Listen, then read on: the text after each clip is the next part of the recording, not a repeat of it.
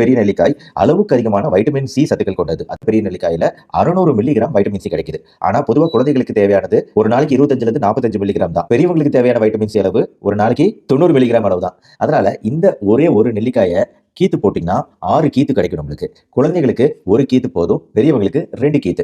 இதுதான் கணக்கு.